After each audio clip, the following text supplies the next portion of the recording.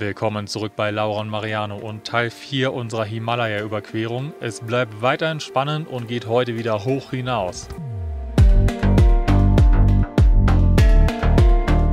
Die letzten Tage konnten wir uns am Tsoka-See von der bisherigen doch sehr anstrengenden und dramatischen Fahrt erholen.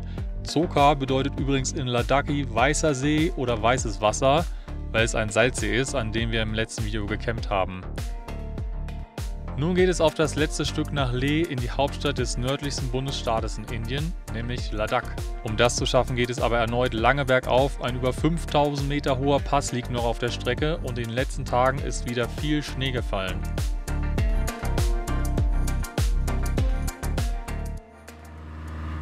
Krass, wo wir hier wieder gelandet sind, das haben wir jetzt nicht erwartet.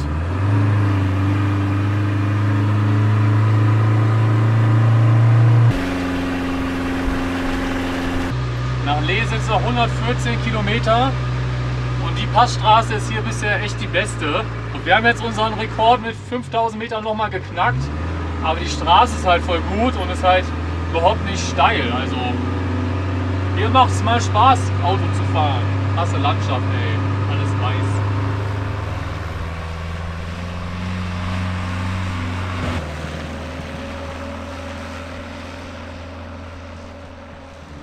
Das haben wir auch nicht erwartet, dass wir jetzt hier nochmal durch den fetten Schnee fahren. Aber da, wo wir dann abgebogen sind zum See, da war kein Schnee und als wir heute da lang gefahren sind, da war alles weiß. Also hier hat es nochmal ordentlich geschneit. Aber immerhin haben wir blauen Himmel. Und der Verkehr, der uns heute entgegenkommt, ist irgendwie sehr nett. Alle LKW-Fahrer freuen sich immer voll, winken uns total aufgeregt. Wir wurden auch schon generell von normalen Autos gegrüßt, also den Fahrern gegrüßt. Also ja, ganz nett. Und bis jetzt ist es auch nicht so stressig. Also alle fahren irgendwie ein bisschen entspannter als sonst oder hier fahren auch einfach nicht so viele lang. Das ist ganz gut. In einem der letzten Videos habe ich noch gesagt, wow, wir sind auf 5000 Meter Höhe. So hoch werden wir nie wieder fahren. Ja, ich denke, es ist auf jeden Fall der höchste Ort, an den wir jemals fahren werden oder auch überhaupt sein werden. Aber jetzt sind wir auf 5300 Meter, unser neuer Rekord. Hammer. Und diesmal ist das Wetter sogar ein bisschen besser, weil das letzte Mal war so voll Schneesturm, Regen, was auch immer. Und jetzt sind ein paar Wolken, aber auch viel blauer Himmel. Das heißt, wir können immerhin ein bisschen weit gucken und ein bisschen so ein Gefühl dafür kriegen, dass wir gerade auf einem hohen Berg sind. Und jetzt ist hier Stau. Hallo.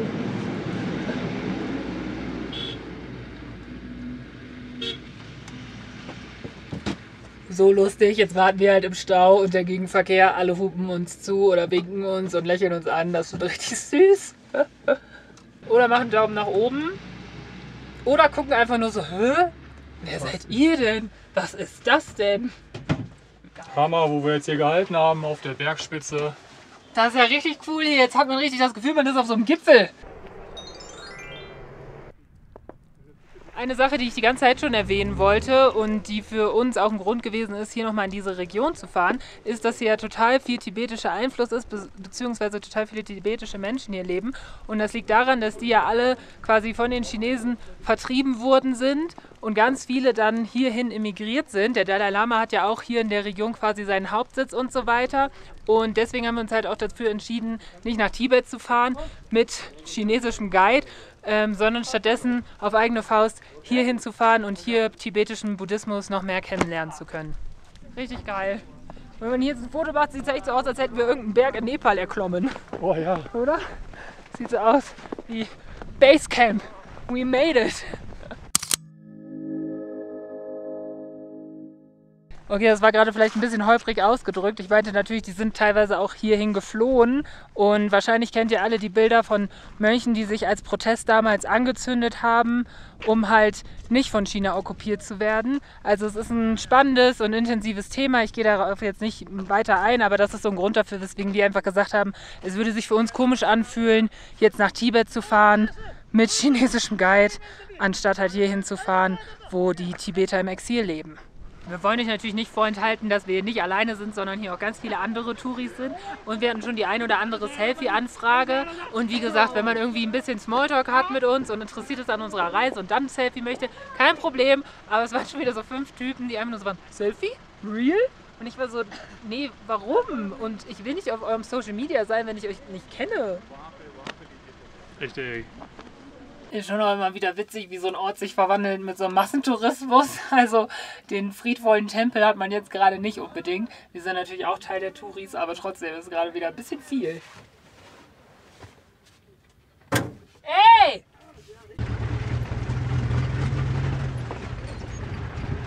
Jetzt geht's bergab und da kommt dann irgendwann ein bisschen weniger Schnee zum Glück. Oh. Oh nein! Guck mal, wie groß der Eiszapfen ist. Ja. Lunch. Lunch. Die Straße ist übrigens wieder richtig beschissen. Ja, unser Motor zickt rum, einfach zu wenig Luft hier. Naja, jetzt geht's da runter, rollen wir hauptsächlich. Ui, das sieht ja krass aus. Krasse Berge hier, ey. Wow. Oh, je. Boah, das ist schon immer anstrengend, diese Straßen. Wir wollen ja auch nicht so auch mal so ein Drama haben mit Aufsätzen und so weiter. Oh je. Deswegen brauchen wir halt noch mal viel länger.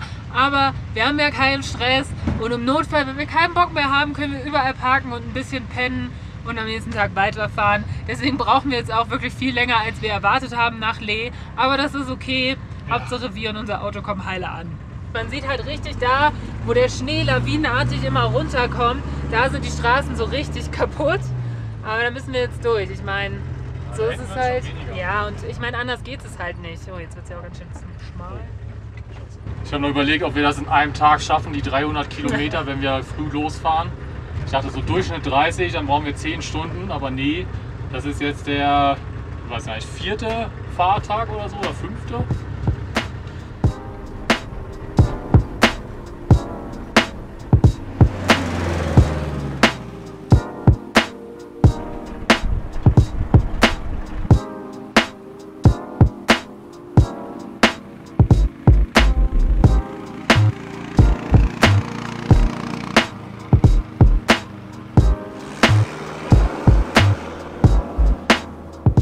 Ja, jetzt sind wir hier die ganzen Serpentinen runter. Ist auch so ein bisschen wie die Transalpina Straße in Rumänien. So sieht's aus. Jetzt sind wir nur noch auf unter 4500 Meter Höhe. Das heißt, wir sind jetzt 800 Meter runtergefahren. Voll der Job.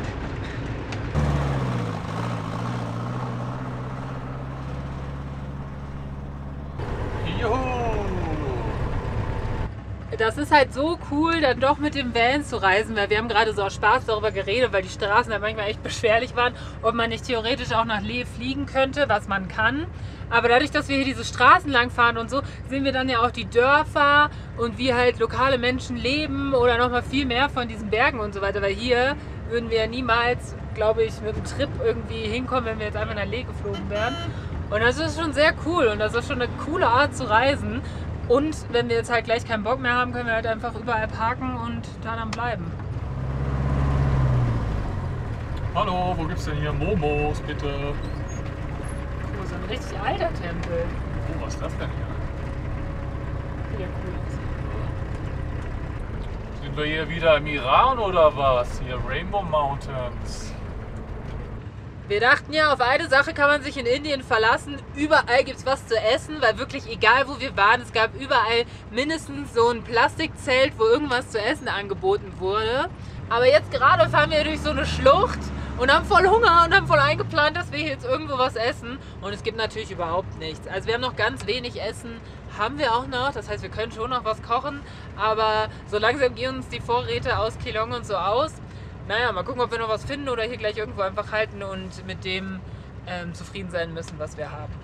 So, nächste Mission accomplished. Wir haben einen Parkplatz für die Nacht gefunden und haben uns noch richtig süß mit 2 jüngeren Leuten aus Ladakh unterhalten, die uns richtig viele nette Tipps gegeben haben, die uns auch nochmal erzählt haben, dass zum Beispiel die Leute aus Ladakh mongolischer und tibetischer Abstammung sind und deswegen halt noch mal ein bisschen sich unterscheiden von dem Rest Indiens. Haben gesagt, wenn wir irgendein Problem haben, sollen wir anrufen. Haben uns auch, glaube ich, so halb noch mal zu sich eingeladen. Ne? Also mega nett. Und haben gesagt vor allem, dass Ladakh super sicher ist. Und das haben wir wirklich lange nicht mehr gehört, dass wir sagen, okay, wir wollen hier schlafen. Dass Leute dann sagen, ja, ja, ist sicher. Sondern sonst haben die Leute immer gesagt, nee, nee, ist total gefährlich, hier könnt ihr nicht schlafen. Von daher fühlen wir uns sehr gut, hier die Nacht zu verbringen. Die meinten noch, dass die tibetische und ladakische Sprache, also die sprechen Ladakhi, sehr ähnlich ist. Also die Schrift ist auf jeden Fall gleich. Also das ist sehr interessant. Und sie meinten auch, dass das Wetter wirklich dieses Jahr sehr schlimm war. Letztes Jahr war die Straße hierher schon im März offen und jetzt halt erst im Juni. Und dass die im Winter, weil es hier ja so kalt ist, dann haben die alle noch eine zweite Wohnung in Goa oder so, dass die dann halt den Winter auch woanders verbringen. Und die beiden wohnen halt hier irgendwie so im nächsten Dorf, haben beide irgendwie ein Gasthaus und er ist irgendwie so ein sehr berühmter Sänger hier aus dem Bundesstaat. Also sehr lustig.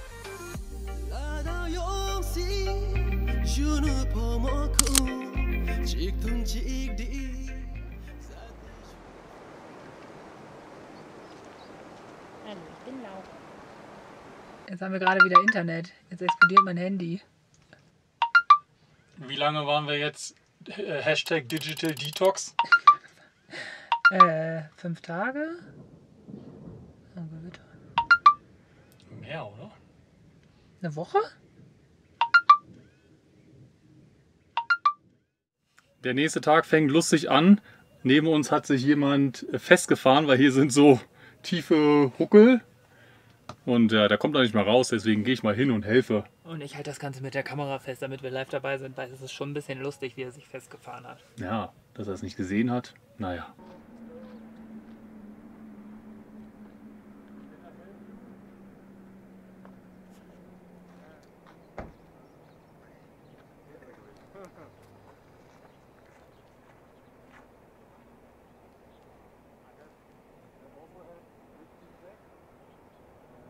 Ich weiß gar nicht, wie der da hingekommen ist, weil dahinter ist auch so eine Kuhle. Also auch wenn er rückwärts fährt, dann fährt er sich ja da fest. Ich weiß auch nicht genau. Ich habe den Wagen hier aber erst vorhin wieder weggeräumt. Den lassen wir in Ladakh jetzt draußen. Ja. Während Mariano da jetzt so nett ist und hilft, wollte ich noch mit euch teilen, dass ich jetzt das erste Mal, seit wir losgefahren sind, also ich glaube seit 1,5 Wochen, wieder Kaffee trinken kann, weil es mir jetzt wirklich an einem Morgen wieder gut geht, weil sonst waren die Morgen da echt immer mit dieser Höhenkrankheit wirklich krass. Und jetzt sind wir ja wieder ein bisschen weiter runtergefahren und ich merke wirklich, wie es mir ganz anders geht, wie ich wieder Appetit habe, wie mir nicht mehr morgens schlecht ist, wie ich wieder Kaffee trinken kann, wie ich einfach wieder viel mehr ich selbst bin und auch viel mehr wieder Kraft habe und so weiter. Das ist auf jeden Fall echt gut und ja, ich habe damit wirklich nicht gerechnet, dass es so krass ist und es ist echt ein unschönes Gefühl, wenn man unter Höhenkrankheit leidet.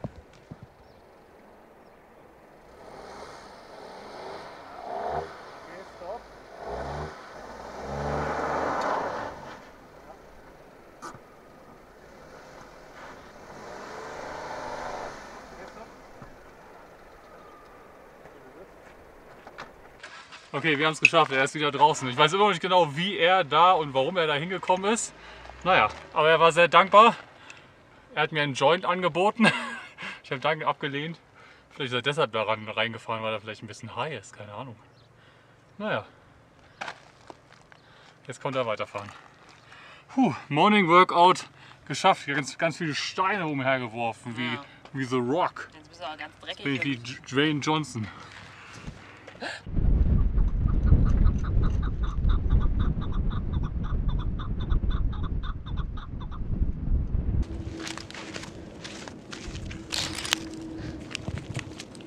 Nein? Hey! Ist doch das Gleiche. Na gut, hier ist die zweite Portion.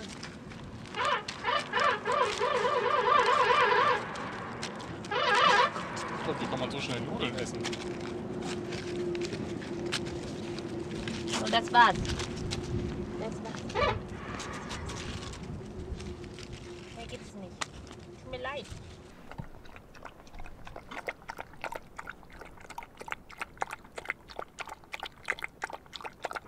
So, jetzt fahren wir mal weiter. Wir haben auch endlich mal wieder geduscht. Das war jetzt in den Bergen ein bisschen schwer, weil es die ganze Zeit einfach sehr kalt, windig und regnerisch war. Aber wir haben jetzt ein paar Tipps bekommen von Frieda und Sebastian, die hier letztes Jahr im Sommer waren. Und das ist ganz cool, weil es sind immer, alle haben so eine ähnliche Reiseroute und es sind immer ein paar Leute voraus und ein paar Leute immer hinter einem. Das heißt, wir haben jetzt ein paar Tipps bekommen hier für Leh und die Umgebung. Und dafür konnten wir jetzt anderen Leuten, die jetzt auch über die Pässe hierher wollen, viele Tipps geben, wie sie das am besten machen. Weil es war übrigens auch nicht nur ein Pass, so wie man sich das vielleicht bei so einer Alpenüberquerung oder so vorstellt. Nee, es waren ja 4 Pässe. Also wir waren 4-mal irgendwo auf so einem Gipfel mit so einer Anzeige, wie hoch wir waren. Ja, und wir haben auch schon mal eine Alpenüberquerung gemacht und sind nicht durch den Tunnel gefahren, sondern so durch die Schweiz. Und das war ja gar nichts dagegen. Naja, aber wir haben es jetzt geschafft. Wir sind jetzt hier in der Nähe von Leh, sind über die Berge und fahren jetzt heute erstmal nach Leh, Besorgung machen, diese Permits zum Airtel-Shop. Und auf dem Weg gibt es jetzt hier nochmal ein richtig geiles Kloster wohl. Und es ist einfach richtig warm hier tagsüber, wobei auch abends von irgendwie, man braucht eine Wärmflasche, einen dicken Pulli, fette Socken, 2 Decken, sind wir jetzt zu, wir schlafen in T-Shirt und kurzer Hose und ich habe schon wieder meinen Sommerrock an und so, weil es so warm hier ist. Also wirklich krass, wie das in den Bergen halt so unterschiedlich ist. Und höhenkrankheitsmäßig ist es bei mir jetzt auch wieder endlich weg und ich fühle mich wieder wie ein ganz neuer Mensch und wieder wie ich selbst und da bin ich sehr froh drüber. Also sind wir ready, um jetzt Leh richtig anzuschauen. Ja, das mit der Höhenkrankheit ist gefühlt irgendwie echt so bei 4000 Meter ging es dann los irgendwie bei dir, ne? Mhm. Und jetzt sind wir irgendwie auf 3500 Meter und hier ist es halt, und so waren wir auch jetzt einen ganzen Monat und haben da gewartet in Keelong und so. Und da geht's halt voll, aber so auf 4000 Meter, da wird's dann schon, da wird die Luft dünn da oben, ne? Okay, dann fahren wir mal und hoffen, dass hier unser Auto gut startet. Oh ja, klingt auch besser.